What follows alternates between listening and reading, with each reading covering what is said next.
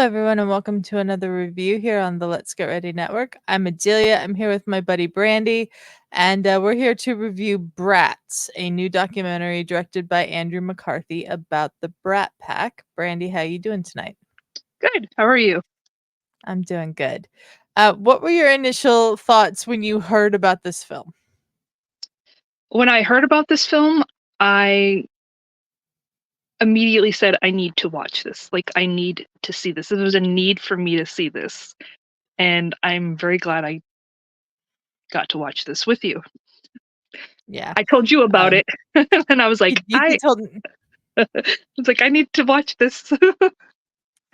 Yeah, you told me about it, and you said we should watch this over on our Patreon, which we did in our Discord, the Patreon watch-along section of our Discord, patreon.com/LGR_network if you want to join in on a watch-along with us. But we just watched it a few minutes ago, and we're here with our thoughts on it. I absolutely loved it. It was fascinating to me. That was fascinating to me. I loved it too.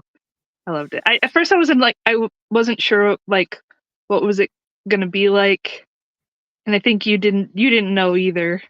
And I I'm didn't like, know either. Yeah. it just seems interesting. And I was like, okay, Andrew's doing this. I love Andrew McCarthy, by the way. He was one of my crushes when I was growing up. I still have a crush on him. He's still gorgeous.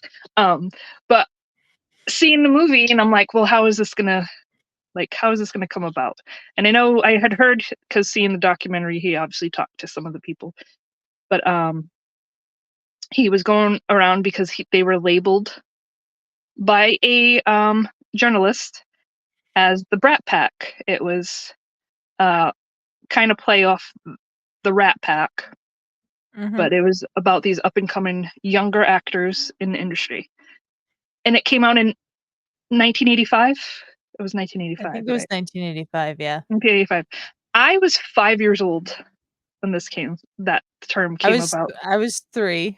Yeah, I was 5. But I grew up watching the movies because I had older siblings. And so those movies played in my house. My dad was very into movies. Like, we had the VCR and we would record the movies off the TV. And my dad was a blockbuster for our neighborhood. Like, he had VHS tapes of these, and then he had his little book and we'd have neighbors come over to borrow these movies. And so I grew up on these movies, and I've loved these movies. Even though I was very young, I just remember them, and they just hit me in a way. So seeing this documentary was kind of like nostalgic. That would be the word I would use. Oh, nostalgic.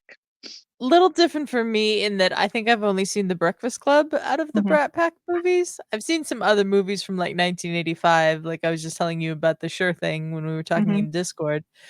But I don't know these movies the way that you do. So I don't know the Brat Pack the way that you do. Oh yes. And one of the people that was interviewed was Leah Thompson. She was in a few movies, if you'd know her. A lot of the movies that, like, I know, obviously Back to the Future is a big one, but I was a big Howard the Duck fan. She was in Howard the Duck. So I loved Howard the Duck growing up. But she said, people got, back in the day, we had VHS tapes, and people could actually hold these copies of these films, and people don't have that now. But I have my DVDs. So I have The Breakfast Club. Let me see. I'm doing it one-handed. Sorry, guys, if something falls. I have 16 Candles. I have Weird Science. I have Mannequin 1 and 2. Okay, I loved Mannequin. Yeah. I did too. Those I have seen. I've seen the Mannequin movies, so I guess I've seen more than just The Breakfast Club. But yeah, this is nostalgia. So, they use that. See, we as fans, the term Brat Pack is kind of affectionate. Like, oh, but back in the day, they were called brats, and it wasn't really a nice thing to be called, really. Yeah. But for us, we're like, oh, the Brat Pack, that's cool. Like, I want to be their little sister, like I wanted Ali Sheedy to adopt me as her sister. I don't care. Like, I loved Ali Sheedy. She was my favorite. She still is. But getting to see Andrew go to all of them and ask them about what this term meant to them, and getting to see it from the other side, like, oh, well, they didn't deem that as something as a nice term, and they kind of tried to veer away from that, so they would purposely, some of them didn't do other movies with some people that were labeled in that group because they didn't want to be associated with it. Yeah, and that's was brought up by Emilio Estevez, Mhm. who's one of the first people that Andrew McCarthy talks to in this documentary. Mhm. And he said he was going to do a movie with Andrew McCarthy that was a great script. He loved the script of, I forget the name of what he Mhm. said, something about unlimited capital or something like that. Something. Um, but when the Brat Pack article came out, and suddenly they were all termed the Brat Pack, and everybody picked up this term, the Brat Pack, he he backed out of the movie. Yeah. That's kind of sad, because a lot of them did work well together, Yeah. and they didn't want to be labeled, because like Andrew said, a lot of them, they didn't really hang out.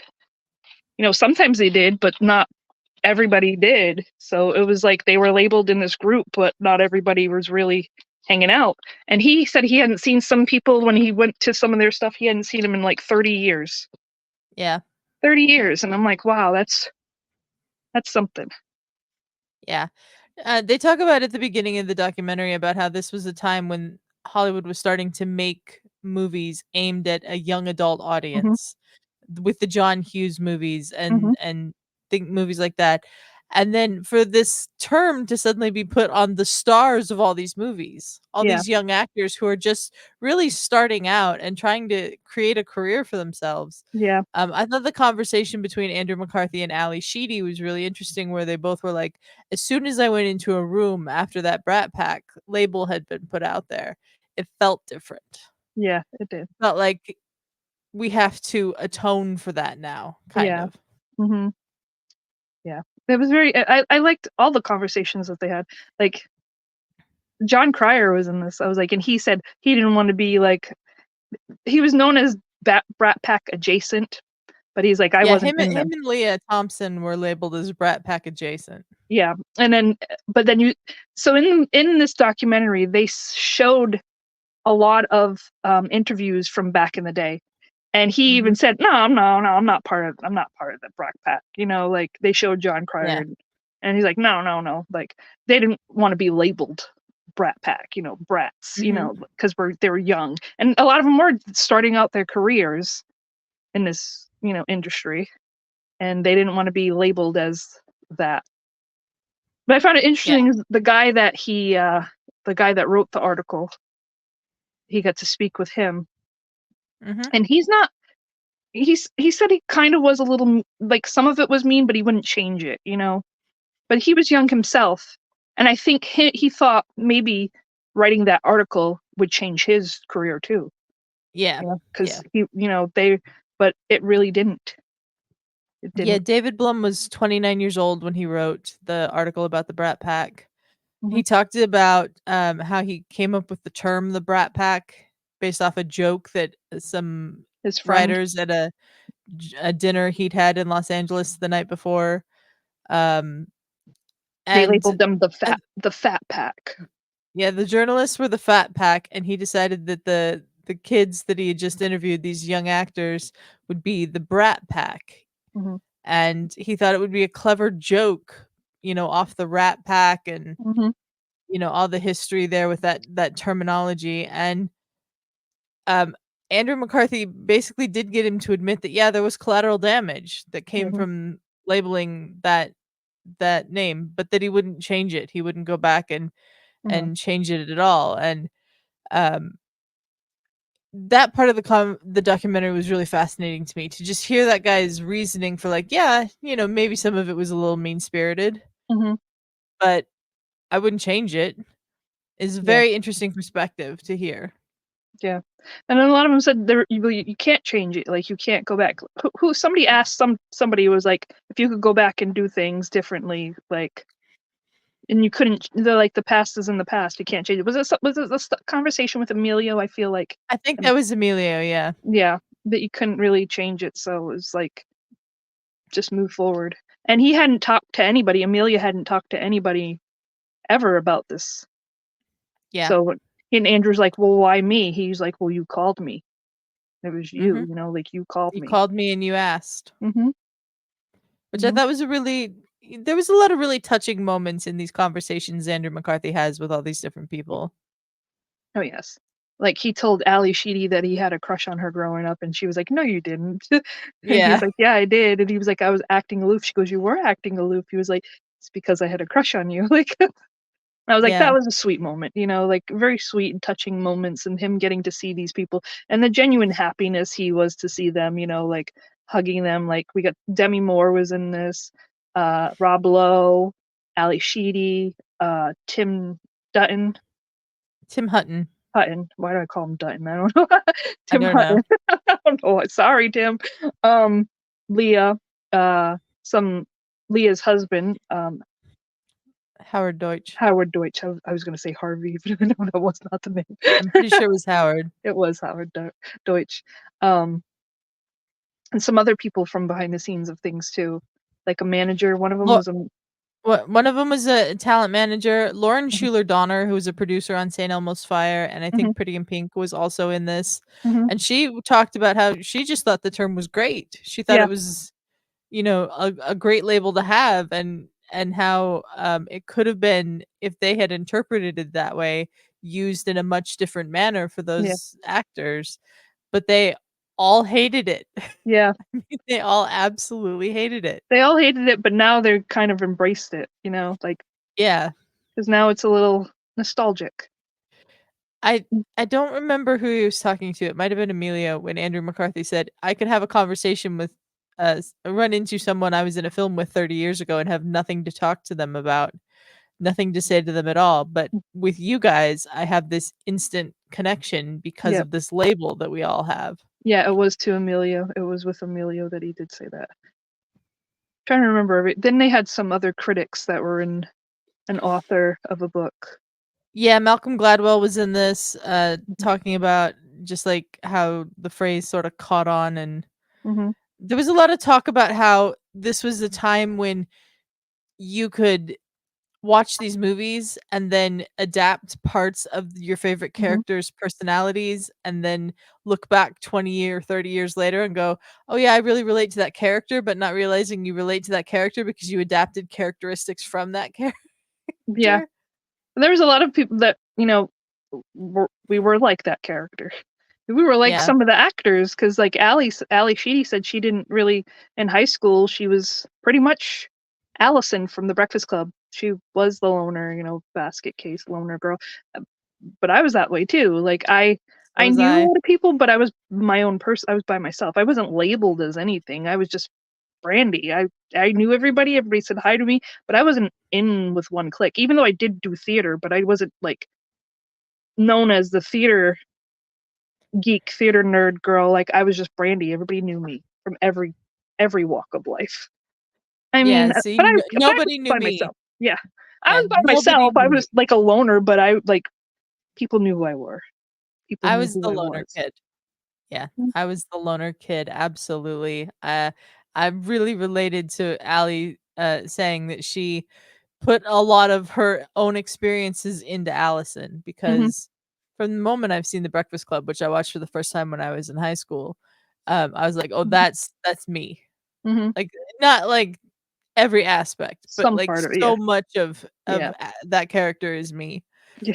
I And definitely was not the princess, and I definitely no, wasn't the bad kid. no, no, no, no. I was no jock. Um, yeah, we should say that Molly Ringwald and Judd Nelson are not in this. No, they did not. Molly just wanted to keep looking forward, which I can understand, Yes. you know? And Judd, he tried to meet up with, but things just happened and the timing didn't Yeah. come. But there was a nice ending of Bender throwing the fist up a la Breakfast Club Judd at finally the calls end. Andrew McCarthy, and it goes to Bender at the end of Breakfast Club, which I thought was really great. Mhm. They I played really thoroughly enjoyed this. yes, I did too. They put some of the music in this that they added in here too, Oh, and I the was just like, music was great. "Oh, great, great." And it's stuff we grew up with. And it was just really wonderful to see the other side of the table, you know, like Mhm. we have our take on things, but we never heard how they Their felt. takes. Yes, Yeah. their takes. And I just have to say I've met quite a few of the people that were in a few of the people that were in here, and they are just lovely. They are lovely in person. I just want to like hug Ali Sheedy. She's just so sweet. Like I met her, I got to meet Andrew. Andrew was very, very kind, very sweet too. Um, Judd Nelson I did meet, and he's really great too. I loved him. Anthony Michael Hall, Molly Ringwald. Molly Ringwald was more quieter than the others, but you know she was very lovely to meet also. Um, Leah Thompson I've got to meet also. She's very lovely. She was very outgoing and very sweet. And I just have to say, all these actors though, they are very sweet. They are very sweet. Getting to meet them was like, you know how you say don't meet your heroes, but like sometimes it's good to meet them because then you get Yeah, that yeah. that good feeling and it's like, okay, I'm glad that I invested this time to watch them and their movies and stuff because they're lovely people. And it was just great to see that and how they came about and kind of overcame, I guess. Yeah, there was some real lovely conversations between Mhm, Andrew McCarthy and the other members of the Brat Pack. I loved his conversation with Demi. mhm, I thought Demi's viewpoint of things don't happen, to you, they happen for for you you. was Mhm, really, a great mindset to have about the whole Brat Pack thing. Because mhm, like, they didn't like it, yeah. but they they used it in Mhm, different ways, and, like, yeah, for some of them, it led to pretty successful careers. yeah, yeah. Some of them are still acting till this day. Yeah.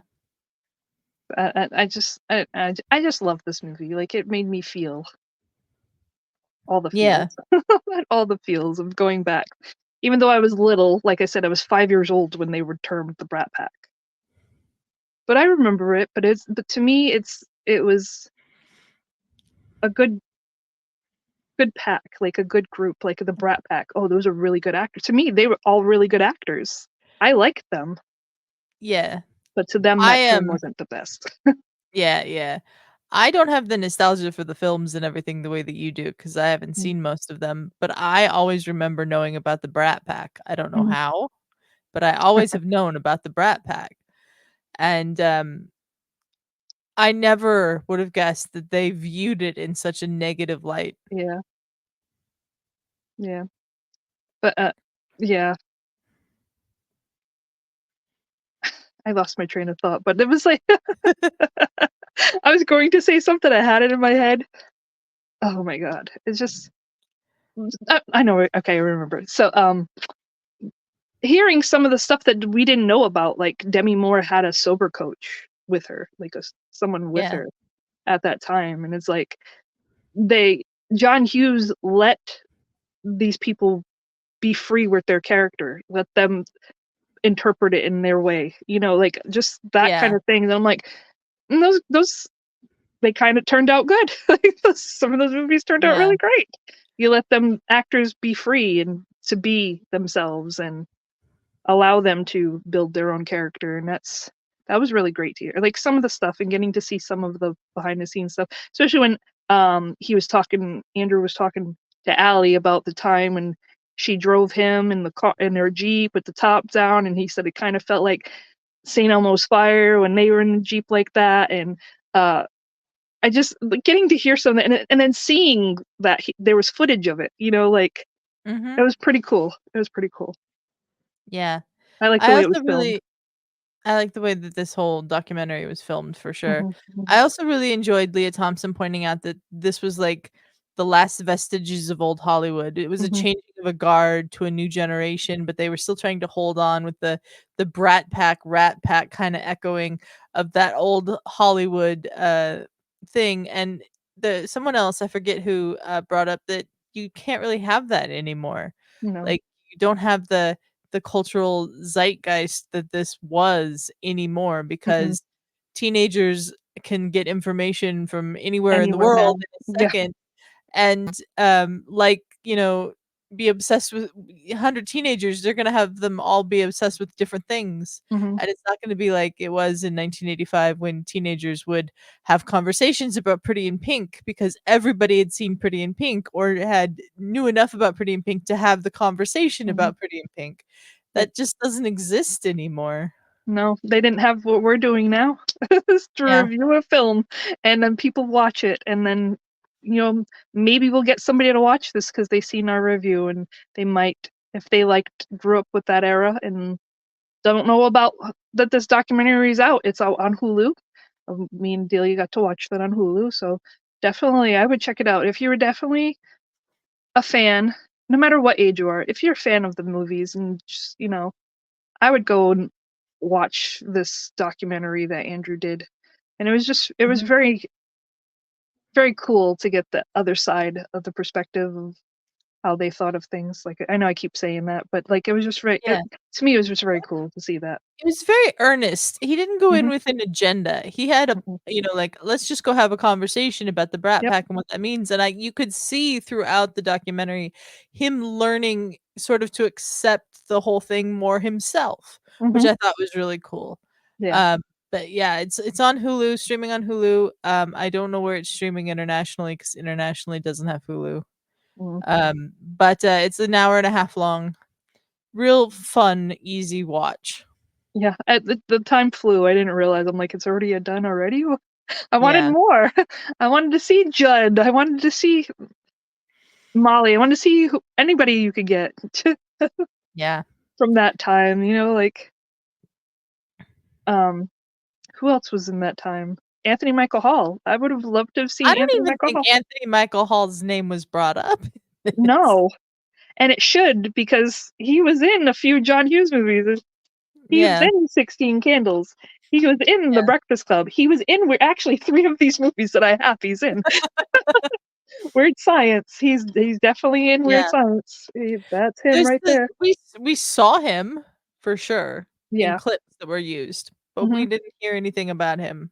I would And see they that was another thing that was interesting to me, is Mhm, they all have different definitions of who's in the Brat Pack. Because mhm, like, Demi Moore was like, "I wouldn't consider Molly in the Brat Pack," but mhm. everybody else sorta considers Molly in the Brat Pack. Yeah, and that's like the lady, one of the ladies that was he interviewed. She was saying everybody because she was like, like you said, who would you consider in the Brat Pack, Adelia? Oh, I have no idea. That's the thing. I can name. Do you want me to? Go ahead. Go So ahead. it would be like everybody in the Breakfast Club. So it would be Molly and Allie, Emilio, Judd, Anthony Michael Hall. It would be the St. Elmo's Fire Crew, which is Judd, Emilio, Andrew, uh, Rob Lowe, Demi Moore,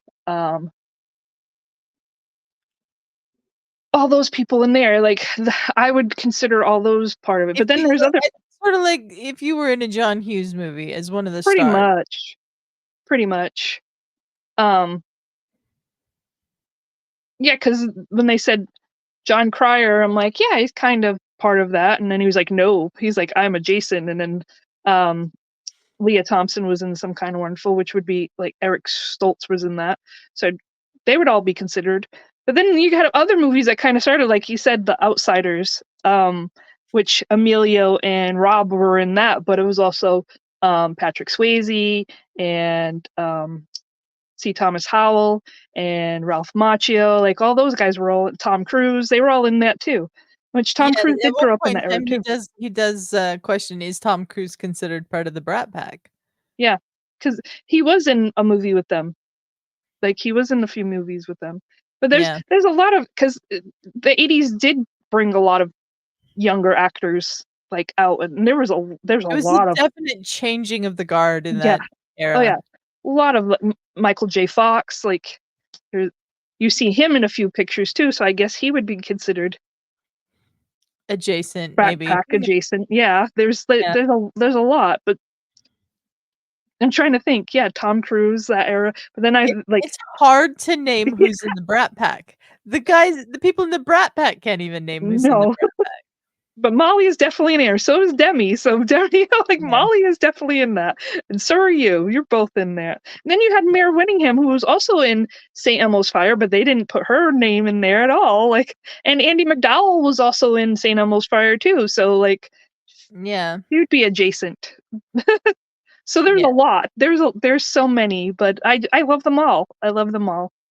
John Cusack, I would consider some of it too. He was in a lot of 80s movies. Yep. So Joan Cusack was in 16 Candles. But before we name every actor from the 80s, do you have any final thoughts on the film, Brandi? It was a fun watch, and I did learn a lot about them, and it was just really good. Like, I would definitely recommend checking it out, especially if you're around, grew up with that. Even if not, if you just coming into them, like knowing these movies now, watch it, and maybe you'd watch the movies and see what they were like. Coming up with these actors, you don't know their stuff. Definitely check them out, because a lot of the stuff I love. Some of them may not hold up as like it used to, but Yeah.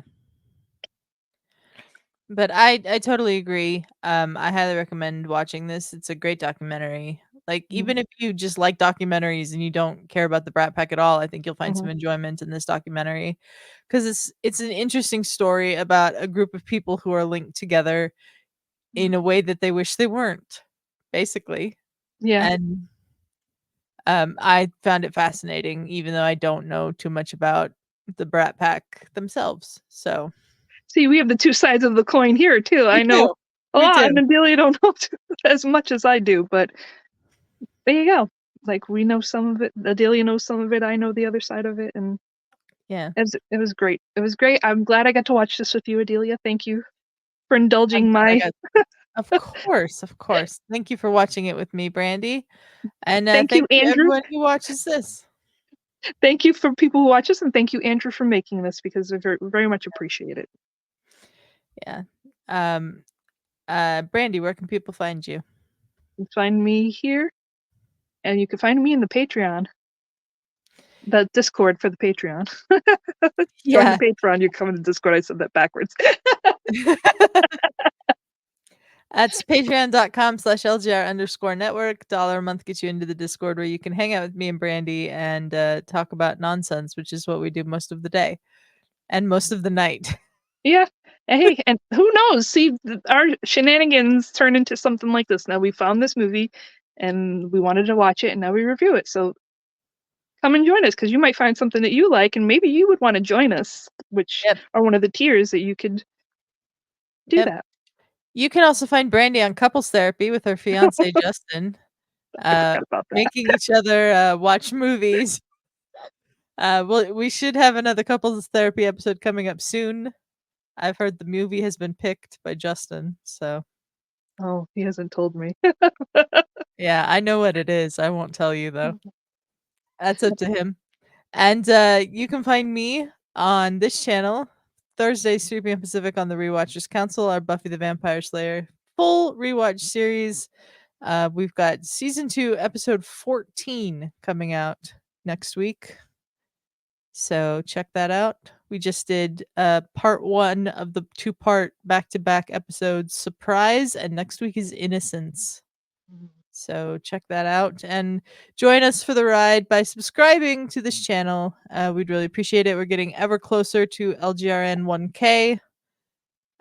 So please subscribe to that. And then also over on the highlights channel, me and Ferris and maybe Snark are going to be doing starting 11 episodes covering the European Championships in soccer over in Europe, and then the Copa America tournament going on here in the States this summer. So that'll be Tuesdays, 3 p.m. Pacific on the highlights channel. Links to both channels are in the description of this episode. Please subscribe. And until next time, y'all, we are out of here. Bye.